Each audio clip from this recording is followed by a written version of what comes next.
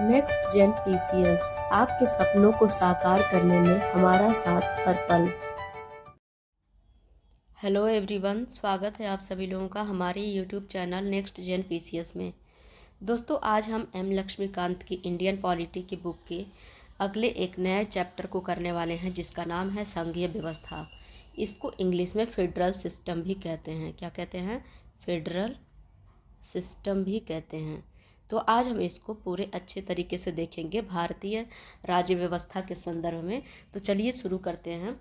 राजनीतिक शास्त्रियों ने राष्ट्रीय सरकार एवं क्षेत्रीय सरकार के संबंधों की प्रकृति के आधार पर कौन कौन सी सरकार, राष्ट्रीय सरकार और क्षेत्रीय सरकार के जो संबंध होते हैं उसकी प्रकृति के आधार पर सरकार को दो भागों में वर्गीकृत किया है।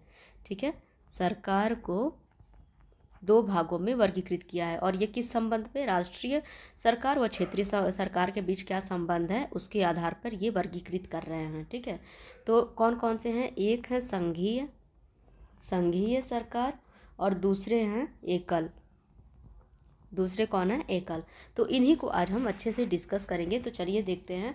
सर्वप्रथम हम देखते हैं एकात्मक सरकार के बारे में। एकात्मक सरकार में क्या होता है? परिभाषा के अनुसार अगर देखें तो एकल या एकात्मक सरकार वह है जिसमें समस्त शक्तियाँ केंद्र सरकार में निहित होती है। ठीक है, और जो क्षेत्रीय सरकार होती है वो केंद्र के अधीन होती है। और इसमें क्या होता है? शक्तियों का केंद्रीकरण हो जाता है। मतलब केंद्रीकरण कहने का मतलब ये है कि सारी शक्तियाँ किसी एक के हाथ में होती हैं। ठीक है, तो समझ में आ गया। केंद्र सरकार के हाथ में सारी शक्तियाँ होने के नाते इसको क्या कहते हैं? एकात्मक सरकार। और एकात्मक सरकार कौन कौन से देश में है? जैसे कि ब्रिटेन, फ्रांस, जापान, चीन, इटली, नॉर्वे, स्वीडन। यहाँ पे क्या है? एकात्मक प्रकार की सरकार है। दूसरी तरफ हम देखते हैं संघीय सरकार। संघीय सरकार वो सरकार होती है जिसमें शक्तियों का क्या होता है? विभाजन होता है। शक्तियाँ जो होती हैं किसी एक के हाथ में ना होके लोगों के हाथ में, मतलब क्षेत्रीय और स्थानीय लेवल पे भी इन शक्तियों का बंटवारा हुआ रहता है। ठीक है, इसमें केंद्र सरकार और क्षेत्रीय सरकार दोनों के बीच शक्तियों का विभाजन होता है और दोनों अपने अपने क्षेत्राधिकार में स्वतंत्र रूप से क्या करते हैं? कार्य करते हैं और इनका प्रयोग करते हैं। इन देशों में उदाहरण है अमेरिका, स्विट्जरलैंड, ऑस्ट्रेलिया, कनाडा, रूस, ब्राज़ील और अर्जेंटीना। ठीक है, इन सभी में क्या है? संघीय सरकार है। संघीय मॉडल में जो होता है सरकार को संघ सरकार या केंद्रीय सरकार या संघीय सरकार में जाना जाता है। ठीक है, संघीय मॉडल में जो राष्ट्रीय सरकार होती है उसको संघ सरकार, केंद्रीय सरकार या संघीय सरकार इन नामों से जाना जाता है। और क्षेत्रीय सरकार को राज्य सरकार और प्रांतीय सरकार के नाम से जाना जाता है। आप अपने इंडिया के संदर्भ में इसको समझते चले तो आसान होगा। हमारी जो केंद्र सरकार होती है उसको हम क्या कहते हैं? केंद्रीय सरकार कहते हैं, जबकि राज्य पे जो सरकार होती है उसको हम राज्य स्तर की सरकार कहते हैं। ठीक है, चलिए देखते हैं कि संघीय और एकात्मक सरकार की विशेषताओं को हम निम्नलिखित तरीके से अब तुलनात्मक रूप से उसका उल्लेख करेंगे। ठीक है, सबसे पहले हम देखते हैं संघ शासन। ठीक है, तो संघ जो है, संघ शब्द जो है फोएट से बना है। किससे बना है? फोएट से बना है, जिसका अभिप्राय होता है संधि या समझौता। संघ का क्या अर्थ होता है? संधि या समझौता। इस तरह जो होता है संघ शासन एक नया राज्य, क्या जो संघ शासन होता है एक नया राज्य यानी कि राजनीतिक व्यवस्था है। ठीक है, जिसे विभिन्न इकाइयों या जो विभिन्न इकाइयाँ होती हैं उनके बीच संधि या समझौते के तहत निर्मित किया गया है। जैसे कोई एक इकाई हो गई और दूसरी इकाई, तीसरी इकाई, इन सबको मिला के क्या बनाया जाता है? संघ शासन बना लिया जाता है। ठीक है, और जो ये इकाइयाँ होती हैं, जो संघ की इकाइयाँ होती हैं, इनको अलग अलग जगह अलग अलग नामों से जाना जाता है। ठीक है, तो उसका नाम क्या होता है? जैसे कि यूएसए में, मतलब अमेरिका में हम उसको राज्य के नाम से जानते हैं, स्विट्जरलैंड में कैंटन के नाम से, कनाडा में प्रांत के नाम से, रूस में गणतंत्र के नाम से। हमारे भारत में भी उन इकाइयों को राज्य के नाम से जाना जाता है। मतलब पूरे राज्य को मिला के एक संघ सरकार की हमारे देश में व्यवस्था की जाती है। अब संघ शासन दो रूपों से निर्मित होता है।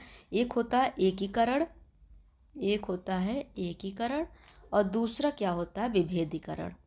विभेदीकरण या फिर विघटीकरण।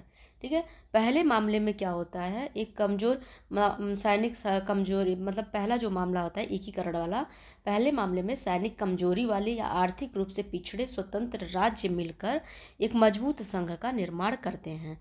कमजोर या पिछड़े स्वतंत्र जो राज्य होते हैं वो मिलकर क्या करते हैं, मजबूत संघ का निर्माण करते हैं, जैसे कि यूएसए यानी कि अमेरिका। और दूसरे में क्या होता है, बड़ा एकीकृत राज्य जो होता है संघ में परिवर्तित हो जाता है। जो बहुत बड़ा एक मिला हुआ राज्य होता है वो संघ में परिवर्तित हो जाता है, जहाँ राज्यों को क्या होती है, स्वायत्तता प्रदान होती है। और इसका एग्जाम्पल है कनाडा। ठीक है, अमेरिका जो है विश्व में पहला वो प्राचीनतम संघीय शक्ति वाला देश है, विश्व में पहला और प्राचीन संघीय शक्ति वाला देश है। और यह अमेरिकी क्रांति जो कि 1773-83 के बाद हुआ था, उसके बाद 1787 में ये निर्मित हुआ था यूएसए संघ। ठीक है, इसमें मूल रूप से 50 राज्य हैं। ठीक है, मूल रूप से इसमें अभी जो है वर्तमान में 50 राज्य हैं, लेकिन मूलतः इसमें 13 राज्य थे। ठीक है, आप लोग इसको मतलब ये तो एग्जाम्पल तो इतना इम्पॉर्टेंट नहीं है, लेकिन कभी कभी पूछ सकता है। लेकिन बाकी ये पूछ सकता है संघ शासन के रूप कितने रूप मतलब रूप होते हैं, एकीकरण विभेदीकरण, इन दोनों में अंतर बताइए, एग्जाम्पल बताइए। तो आप लोगों को ये चीज़ याद होनी चाहिए। अब कनाडा में जो संघ शासन है उसमें क्या है कि इसमें 10 प्रांत हैं, जो मूल रूप से इसमें 4 प्रांत थे। ठीक है, और ये काफ़ी पुराना है, ये वर्ष 1967 में यानी कि 1867 में निर्मित हुआ था।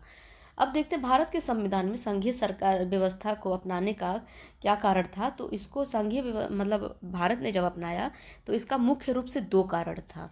मुख्य रूप से 2 कारण था, एक था देश का विशाल आकार, देश अपना बहुत बड़ा था, और दूसरा था सांस्कृतिक सामाजिक विविधता। हमारे देश में आपको पता होगा कि डाइवर्सिटी काफ़ी है, तो ये मुख्य 2 कारण थे। ये एक कारण हो गया और इन दोनों को मिला के दूसरा कारण हो गया। इन 2 कारणों की वजह से हमारे भारत में संघीय सरकार व्यवस्था को अपनाया गया। तो अगर एग्ज़ाम में पूछे कि हमारे भारत में यानी कि हाँ, भारतीय संविधान में संघीय शासन व्यवस्था को अपनाए जाने के मुख्य रूप से 2 कारण कौन से थे, तो अगर एम लक्ष्मीकांत की बुक के अनुसार देखें तो वो मुख्य 2 कारण थे। एक तो था देश का विशाल आकार और दूसरा था सामाजिक सांस्कृतिक विविधता। हमारे संविधान निर्माता जो थे उस समय उन्होंने महसूस किया कि संघीय व्यवस्था से न केवल सरकार की शक्ति बढ़ेगी बल्कि क्षेत्रीय स्वायत्तता एवं राष्ट्रीय एकता में भी वृद्धि होगी। वैसे अगर देखा जाए हमारे भारतीय संविधान में तो जो संघ शब्द है, संघ शब्द, इसका संविधान में कहीं भी प्रयोग नहीं हुआ है। ठीक है, हमारे संविधान में संघ शब्द का कहीं भी प्रयोग नहीं हुआ है। इसके स्थान पर जो भारतीय संविधान का अनुच्छेद 1 है उसमें भारत को राज्यों का संघ कहा गया है। ठीक है, भारत को राज्यों के संघ के रूप में परिभाषित किया गया है। डॉक्टर BR अम्बेडकर के अनुसार राज्यों के संघ से 2 बातें सामने निकल कर आती हैं।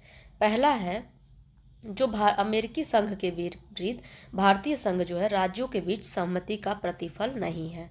ठीक है, जैसा कि अमेरिकी संघ में है, तो अमेरिका में क्या है, जो राज्य हैं उनके बीच सहमति का प्रतिफल है, वहाँ पे प्रतिफल या परिणाम है वहाँ का संघ, लेकिन भारत में ऐसा नहीं है। दूसरा क्या व्यवस्था है कि राज्यों को अधिकार नहीं है कि वे स्वयं को संघ से पृथक कर सकें। ठीक है, फेडरेशन संघ है क्योंकि वह एक अविभाज्य है। संघ क्या है, अविभाज्य, और भारत में जो राज्य हैं वो संघ से पृथक होने की कोई अधिकार नहीं रखते हैं। भारत की संघीय व्यवस्था कनाडाई मॉडल पे आधारित है। ठीक है, किस पे है, कनाडाई मॉडल पे आधारित है। एक अत्यंत सशक्त केंद्र होने के आधार पर कनाडाई मॉडल अमेरिकी मॉडल से सर्वथा भिन्न है। ठीक है, इसमें बहुत शक्तिशाली केंद्र होती है, इस वजह से ये अमेरिकी मॉडल से भिन्न है। ठीक है, भारतीय संघीय व्यवस्था कनाडाई व्यवस्था के से इन आधारों पर समानता प्रदर्शित करती है। वो कौन कौन से हैं, इसका जो निर्माण है यानी कि विखंडित होने के तरीके कि किस तरीके से ये निर्माण होगा या फिर से विघटन द्वारा संघ का निर्माण कैसे होगा। दूसरा, संघ शब्द का प्रमुखता से प्रयोग करना, कनाडा में भी संघ शब्द का प्रयोग किया गया है। और तीसरा, इसकी केंद्रीकरण की प्रवृत्ति, अर्थात केंद्र अधिक शक्तिशाली होता है राज्यों की तुलना में। तो इन आधारों पे जो भारत का संघीय मॉडल है वो कनाडा के संघीय मॉडल से समानताएं रखता है। ठीक है, अब हम देखते हैं संविधान में जो है संघीय जो व्यवस्था है हमारी उसकी क्या क्या मुख्य रूप से विशेषताएं हैं। पहला है द्वैध राज्य पद्धति। ठीक है, संविधान में संघ स्तर पर केंद्र एवं राज्य स्तर पर राज पद्धति को अपनाया गया है। ठीक है, केंद्र एवं राज्य पद्धति को अपनाया गया है। प्रत्येक को संविधान द्वारा अब क्रमशः अपने क्षेत्रों में संप्रभु शक्तियां प्रदान की गई हैं। इन दोनों को अपने अपने क्षेत्र में कुछ शक्तियां प्रदान की गई है जिसमें वो स्वायत्त है। ठीक है। केंद्र सरकार राष्ट्रीय महत्व, रक्षा, विदेश, मुद्रा, संचार आदि को देखती है, जबकि दूसरी तरफ जो राज्य है वो ये जो है क्षेत्रीय एवं स्थानीय महत्व के मुद्दों को देखती है। स्थानीय महत्व के मुद्दों को देखती है। स्थानीय महत्व के मुद्दे कैसे हो गए? जैसे कि सार्वजनिक व्यवस्था,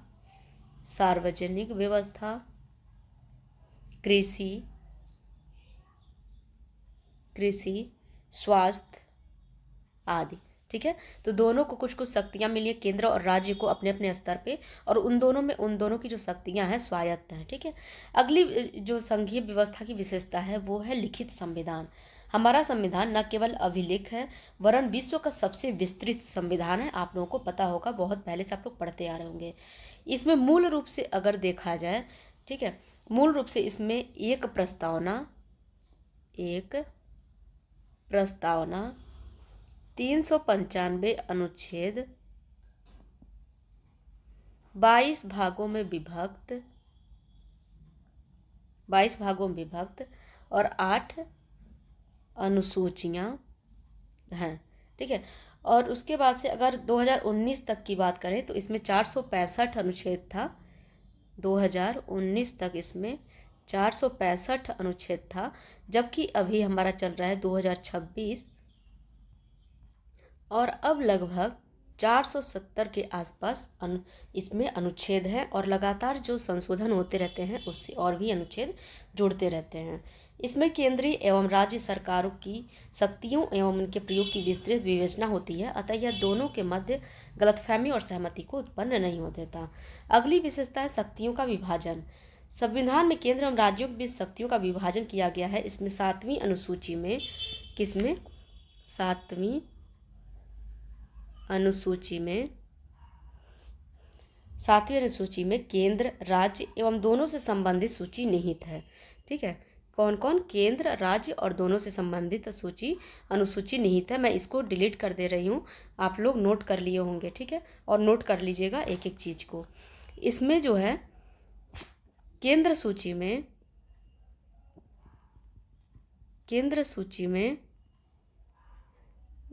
90 विषय हैं। कितने विषय हैं? 90। और मूल रूप से ये कितने थे? 97। राज्य में 59 और मूल रूप से 66, जबकि समवर्ती सूची में अभी जो है 52 विषय हैं और मूल रूप से 47 विषय थे। समवर्ती सूची के विषयों पर केंद्र एवं राज्य दोनों कानून बना सकते हैं। तो आप लोग क्लियर रहिएगा कि देखिए, केंद्र सूची में केंद्र केवल कानून बनाएगा, राज्य सूची में राज्य केवल कानून बनाएगा, लेकिन समवर्ती सूची के जो विषय होते हैं उस पर केंद्र और राज्य दोनों कोई भी कानून इसमें बना सकते हैं। लेकिन अगर कभी टकराव की स्थिति आ जाए तो केंद्र जो होता है वो प्रभावी होता है। ठीक है। केंद्र के डिसीजन को माना जाएगा। और शेषीय शक्तियाँ या अवशेषीय विषय जो होते हैं, अर्थात जो किसी सूची में नहीं है, केंद्र को दिए गए हैं, जो ना केंद्र में है, ना राज्य में, ना समवर्ती में, वो केंद्र में दे दिए गए हैं। अगली विशेषता है संविधान की सर्वोच्चता। संविधान सर्वोच्च है, केंद्र या राज्य सरकार द्वारा प्रभावी कानूनों के विषय हैं। इसकी व्यवस्था सुनिश्चित होनी चाहिए, अन्यथा इन्हें उच्चतम न्यायालय या उच्च न्यायालय में न्यायिक समीक्षा के तहत अवैध घोषित किया जा सकता है। इस तरह सरकार के घटकों यानी कि विधायिका, कार्यकारी एवं न्यायिक को दोनों स्तरों पर संविधान द्वारा विहित क्षेत्र के अंतर्गत कार्य करना चाहिए। अगली विशेषता है कठोर संविधान। संविधान द्वारा शक्तियों के विभाजन एवं शक्तियों की सर्वोच्चता तभी बनाए रखी जा सकती है जब संविधान में संशोधन की प्रक्रिया कठोर हो। यद्यपि संविधान में संशोधन इस सीमा तक कठोर है जिससे वे प्रावधान जो संघीय संरचना यथा केंद्र राज्य संबंध एवं न्यायिक संगठन संबंधित हैं, मात्र केंद्र एवं राज्य सरकारों की समान संस्तुति से ही संशोधित किए जा सकते हैं। इन प्रावधानों के संशोधन हेतु संसद के विशेष बहुमत एवं संबंधित जो राज्य होते हैं उनमें से आधे से अधिक की स्वीकृति अनिवार्य होती है। अगली विशेषता है संघीय सरकार की स्वतंत्र न्यायपालिका। संविधान ने 2 कारणों से स्वतंत्र न्यायालय के नेतृत्व में स्वतंत्र न्यायपालिका का गठन किया है। एक, अपनी न्यायिक समीक्षा के अधिकार का प्रयोग कर, ठीक है, संविधान की सर्वोच्चता को स्थापित करना, जो सुप्रीम कोर्ट का जो है सुप्रीम कोर्ट न्यायालय के नेतृत्व में स्वतंत्र न्यायपालिका का गठन किया है, उसमें ये दो तरीके से इसकी सर्वोच्चता को स्थापित करता है या स्वतंत्रता को। पहला है न्यायिक समीक्षा जिसका प्रयोग सुप्रीम कोर्ट करता है, और दूसरा है केंद्र एवं राज्य के बीच विवाद के निपटारे के लिए। ठीक है, केंद्र एवं राज्य के बीच अगर कोई विवाद होता है उसका निपटारा कौन करेगा? Supreme court. संविधान ने विभिन्न तरीकों से न्यायपालिका को स्वतंत्र बनाया है, जैसे न्यायाधीशों का कार्यकाल की सुरक्षा, निश्चित सेवा शर्तें आदि। कार्यकाल, निश्चित सेवा शर्तें।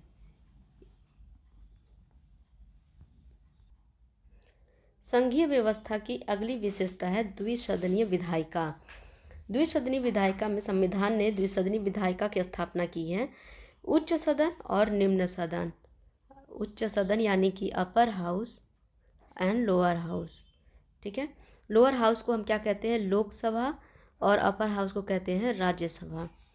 राज्यसभा भारत के राज्यों का प्रतिनिधित्व करती है, जबकि लोकसभा भारत के लोगों का। ठीक है, लोकसभा लोगों का प्रतिनिधित्व करती है, जबकि राज्यसभा जो है राज्यों का प्रतिनिधित्व करती है। राज्यों का प्रतिनिधित्व करती है। राज्यसभा केंद्र के अनावश्यक हस्तक्षेप से राज्यों के हितों की रक्षा भी करती है। तो ये था संघीय व्यवस्था की विशेषताएं। अब हम देखेंगे संविधान में जो है एकात्मक जो विशेषताओं को शामिल किया गया है उनको अब हम देखेंगे। तो उसके तहत हम पहली विशेषता को देखते हैं, सशक्त केंद्र। शक्तियों का विभाजन केंद्र के पक्ष में है, जो कि संघीय दृष्टिकोण के काफ़ी विरुद्ध है। प्रथमतः केंद्रीय सूची में राज्य के मुकाबले ज़्यादा विषय हैं। ठीक है, केंद्र सूची में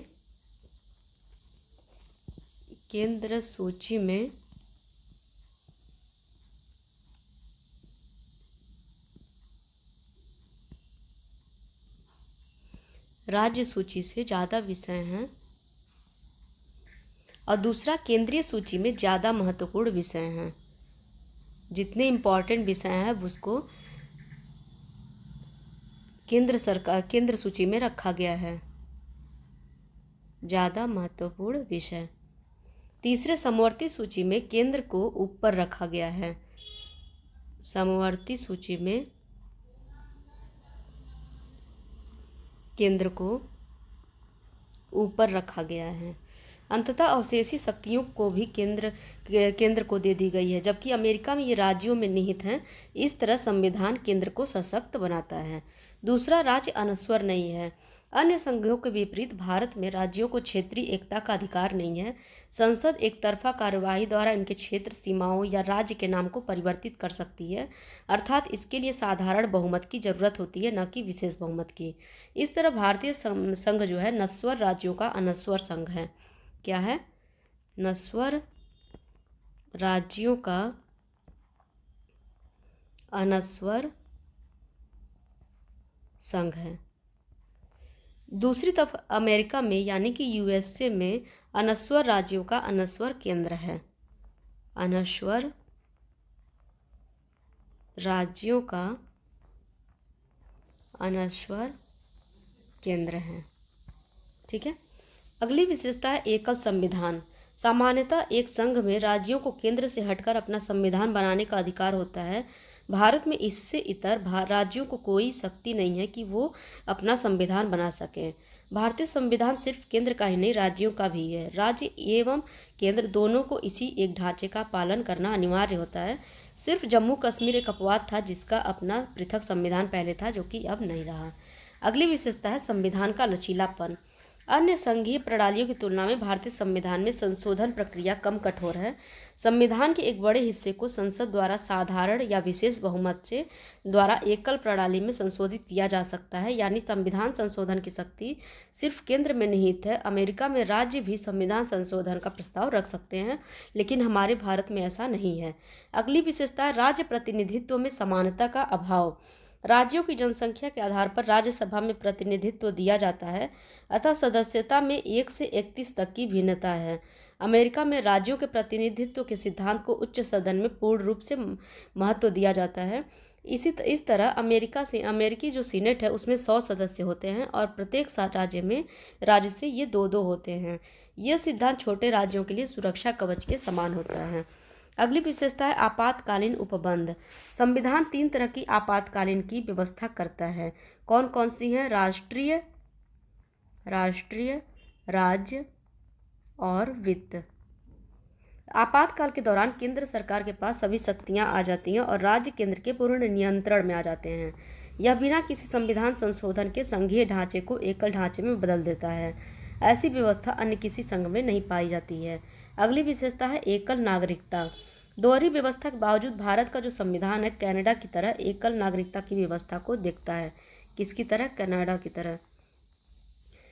यहाँ केवल भारतीय नागरिकता है, कोई अन्य पृथक राज्य नागरिकता नहीं है। अन्य संघीय व्यवस्था वाले देशों जैसे अमेरिका,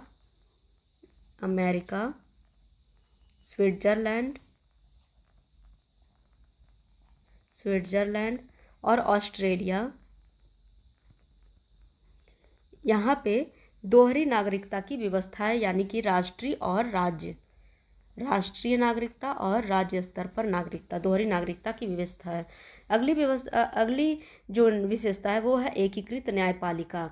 भारतीय संविधान द्वारा सबसे ऊपर उच्चतम न्यायालय के साथ एकात्मक न्यायपालिका की व्यवस्था की गई है और इसके अधीन राज्य उच्च न्यायालय होते हैं। न्यायालयों की एकल व्यवस्था केंद्र एवं राज्य कानूनों पर लागू होते हैं। दूसरी ओर अमेरिका में न्यायालयों की दोहरी व्यवस्था है। ठीक है, संघीय कानून संघीय न्यायपालिका और राज्य कानून राज्य न्यायपालिका द्वारा लागू किए जाते हैं। कहाँ पे? अमेरिका में। अगली विशेषता है अखिल भारतीय सेवाएं। अमेरिका में संघीय सरकार एवं राज्य सरकारों की अपनी लोक सेवाएं होती हैं। भारत में भी केंद्र एवं राज्यों की पृथक लोक सेवाएं हैं, लेकिन इसके अतिरिक्त अखिल भारतीय सेवाएं यानी कि IAS, IPS और IFOS केंद्र एवं राज्य दोनों के लिए है। केंद्र द्वारा इन सेवाओं के सदस्यों का चयन किया जाता है और उन्हें प्रशिक्षण दिया जाता है। उन पर केंद्र का पूर्ण नियंत्रण होता है। अतः ये सेवाएं जो होती हैं संविधान के अंतर्गत संघीय सिद्धांत का उल्लंघन करती हैं। अगली एक विशेषता है एकीकृत लेखा जांच मशीनरी। भारत का नियंत्रक एवं लेखा महापरीक्षक न केवल केंद्र के बल्कि राज्यों के खातों की भी जांच करता है, लेकिन उसकी नियुक्ति एवं बर्खास्तगी बिना राज्यों की सलाह के राष्ट्रपति द्वारा होती है। इस तरह यह व्यवस्था राज्यों की वित्तीय स्वायत्तता पर अंकुश लगाती है। इसके विपरीत अमेरिका के नियंत्रक एवं लेखा महापरीक्षक की राज्यों की लेखाओं के संबंध में कोई भूमिका नहीं होती है। ठीक है, अगली विशेषता राज्य सूची पर संसद का प्राधिकार। इस सूची के विषयों पर राज्यों को काफ़ी अधिकार दिए जाने के बावजूद केंद्र का सूची के विषयों पर अंतिम अधिकार बना रहता है। संसद को यह अधिकार प्राप्त होता है कि राज्य सूची में राष्ट्रीय महत्व को प्रभावित करने वाली विषयों पर राज्यसभा द्वारा पारित होने पर विधान बना सकती है। इसका तात्पर्य यह है कि बिना संविधान संशोधन के संसद की विधायिका संबंधी शक्ति को बढ़ाया जा सकता है। उल्लेखनीय है कि ऐसा तब किया जाता है जब किसी प्रकार की आपातकालीन व्यवस्था ना हो। अगली है राज्यपाल की नियुक्ति। राज्यपाल राज्य प्रमुख होता है जिसकी नियुक्ति राष्ट्रपति द्वारा की जाती है। वह केंद्र के एजेंट के रूप में कार्य करता है। राज्यपाल के माध्यम से केंद्र राज्य पर नियंत्रण रखता है। इसके विपरीत अमेरिका में राज्य प्रमुख निर्वाचित होते हैं। इस संदर्भ में भारत ने कनाडाई मॉडल को अपनाया है। किसको? कनाडाई मॉडल को अपनाया है। अगली विशेषता है एकीकृत निर्वाचन मशीनरी। चुनाव आयोग ने न केवल केंद्रीय चुनाव संपन्न करता है बल्कि राज्य विधानमंडल के चुनावों को भी संपन्न करता है, लेकिन इस इकाई की स्थापना राष्ट्रपति द्वारा होती है और राज्य इस मामले में कुछ नहीं कर सकते। इसके सदस्यों को भी इसी प्रकार हटाया जा सकता है। इसके विपरीत अमेरिका में संघ एवं राज्य दोनों के निर्वाचन के लिए अलग मशीनरी है। अगली और अंतिम विशेषता है राज्यों के विधेयकों पर वीटो। राज्यपाल को राज्य विधानमंडल द्वारा पारित कुछ विधेयकों को राष्ट्रपति की संस्तुति के लिए सुरक्षित रखने का अधिकार है। राष्ट्रपति अपनी संस्तुति के लिए इसे न केवल पहली बार बल्कि दूसरी बार भी रोक सकता है। इस तरह राष्ट्रपति के पास राज्य विधेयकों पर वीटो अधिकार है, लेकिन अमेरिका व ऑस्ट्रेलिया में राज्य स्वायत्त इकाई है और वहाँ इस तरह की कोई व्यवस्था नहीं है। तो ये रही संघीय और एकात्मक मॉडल की विशेषताएं, जिसको आप लोग याद कर लीजिएगा, एग्जाम में अक्सर पूछ लेता है। अब हम देखते हैं संघीय व्यवस्था का आलोचनात्मक मूल्यांकन। ठीक है, अभी तक हमने जितनी व्यवस्थाएं देखी, इससे स्पष्ट होता है कि भारत का जो संविधान है अमेरिका, स्विट्जरलैंड और ऑस्ट्रेलिया की तरह एक परंपरागत संघीय व्यवस्था से भिन्न संविधान है, और इसमें कई एकात्मक और गैर संघीय विशेषताएं हैं, जैसे केंद्र के पक्ष में शक्ति का संतुलन। यह संविधान के विशेषज्ञों द्वारा भारतीय संविधान के संघीय चरित्र को चुनौती देने के लिए पर्याप्त है।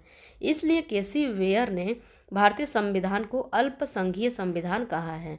ठीक है, ये संथानम के अनुसार भारतीय संविधान के एकात्मक होने के जो हैं उसके दो कारण हैं। किसके अनुसार? के संथानम के अनुसार अगर भारतीय संविधान एकात्मक है तो इसके पीछे मुख्य रूप से दो कारण हैं। पहला, वित्तीय मामले में केंद्र का प्रभुत्व। वित्तीय मामले में केंद्र का प्रभुत्व एवं राज्यों की केंद्रीय अनुदान पर निर्भरता। राज्य भी जो होती हैं, राज्य की निर्भरता किस पे? केंद्र पर। और दूसरा है तत्कालीन शक्तिशाली योजना आयोग द्वारा राज्य की विकास प्रक्रिया को नियंत्रित करने की व्यवस्था। ठीक है, दूसरी क्या है? तत्कालीन योजना आयोग द्वारा राज्य की विकास प्रक्रिया को नियंत्रित करने की व्यवस्था।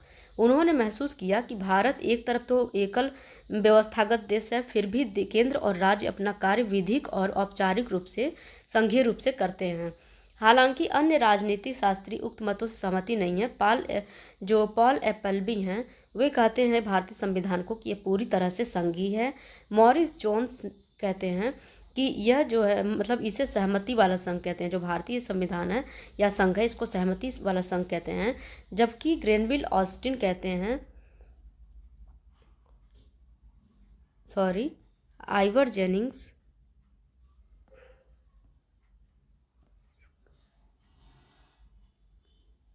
एक मिनट,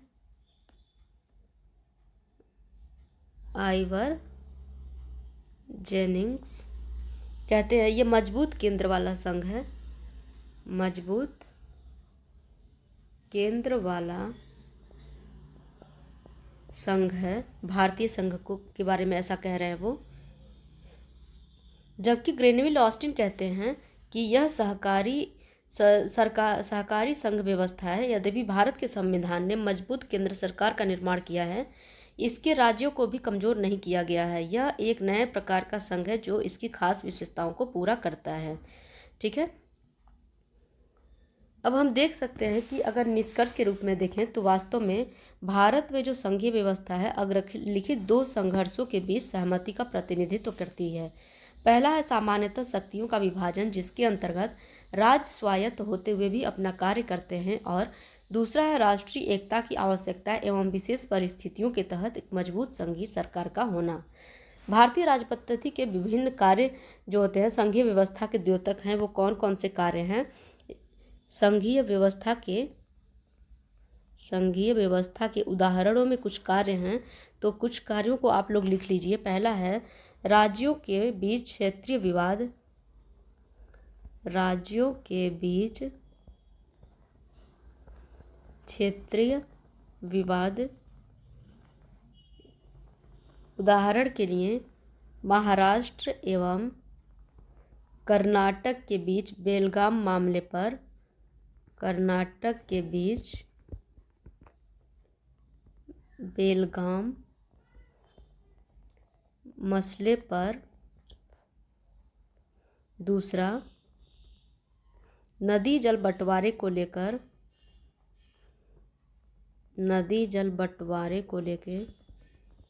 इसका उदाहरण है कर्नाटक व तमिलनाडु के मध्य कावेरी जल पर।